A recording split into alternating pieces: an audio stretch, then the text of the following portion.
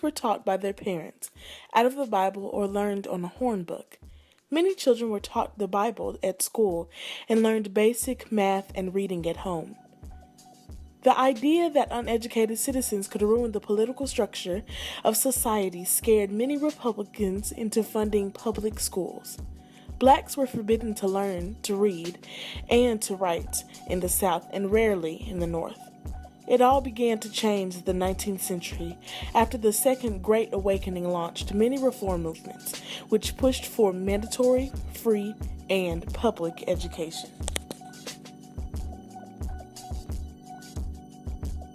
Horace Mann, the Secretary of Education in Massachusetts, reformed the state school system, created grade levels, common stands, and mandatory attendance to ensure that all citizens could become virtuous, educated voters.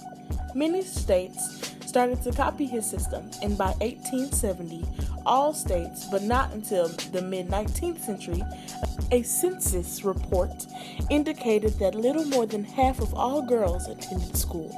He created a 6-month minimum for the school year and campaigned in Massachusetts for better schoolhouses, longer school terms, and expanded curriculum, and fought for higher pay for teachers. During this time, many important people were noticed in society. The schoolmaster of the Republic, Noah Webster, created the American Dictionary of 1828 and wrote Grammatically Institute of the English Language.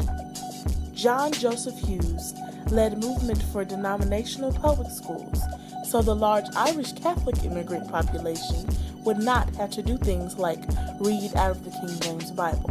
A woman who pushed other women to education in the mid-1800s was Catherine Beach. Booker T. Washington wanted education and raised social economic status for African Americans. Women's education. A woman's place in society was in the home.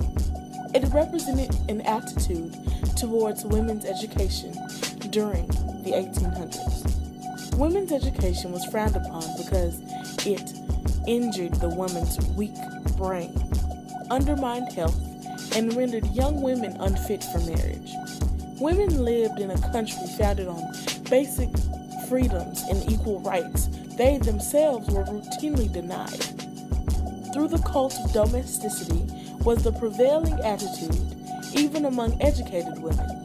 The educational movement marked the beginning of political activism known as feminism, headed by wealthy white women like Susan B. Anthony.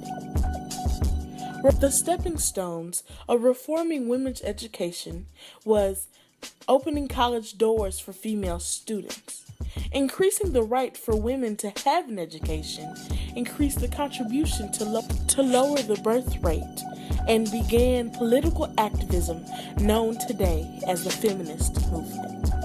Fun fact, the Morrill Land Grant Act are U.S. statutes signed into law by President Abraham Lincoln on July 2, 1862. This act allowed for the creation of land-grant colleges.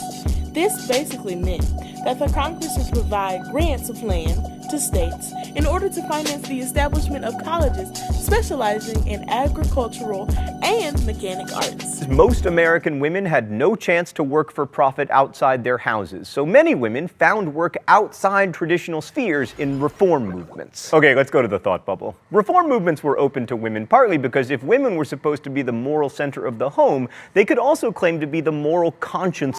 Public health. Public health is the art and science of preventing disease, prolonging life, and promoting physical and mental health, sanitation, personal hygiene, control of infection, and organization of health services. From the normal human interactions involved in dealing with the many problems of social life, there has emerged a recognition of the importance of community action, the promotion of health, and the prevention and treatment of disease. This is expressed through the concept of public health. Dorothea Dix played an instrumental role in the founding or expansion of more than 30 hospitals for the treatment of the mentally ill. She was a leading figure in those national and international movements that challenged the idea that people with mental disturbances could not be cured or helped. She also was a staunch critic of cruel and neglectful practices toward the mentally ill, such as caging without clothing and painful physical restraint.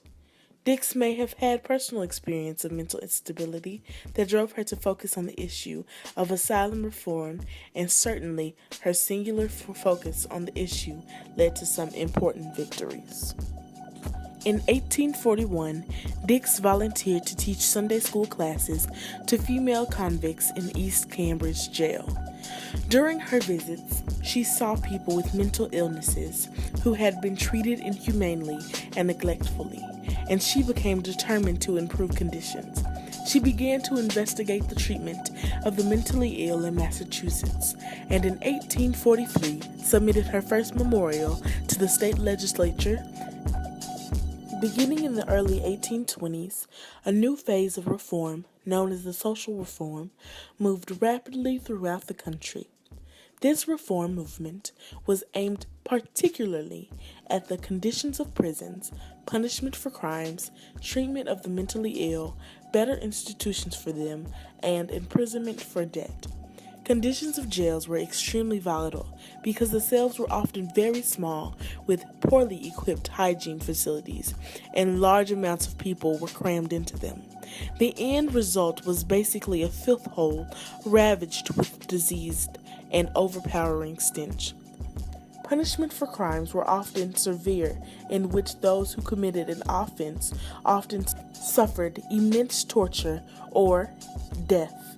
As for the mentally ill, they suffered the worst fates, being that they were considered the characteristics of evil and therefore were whipped, branded, and chained in jails in institutions not all equipped to handle them.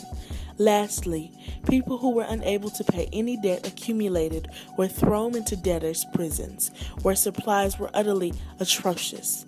These actions called the attention of reformers to improve conditions in prisons and the treatment of the mentally unstable, lessen punishment for crimes, create better institutions, and abolish debtors' prisons.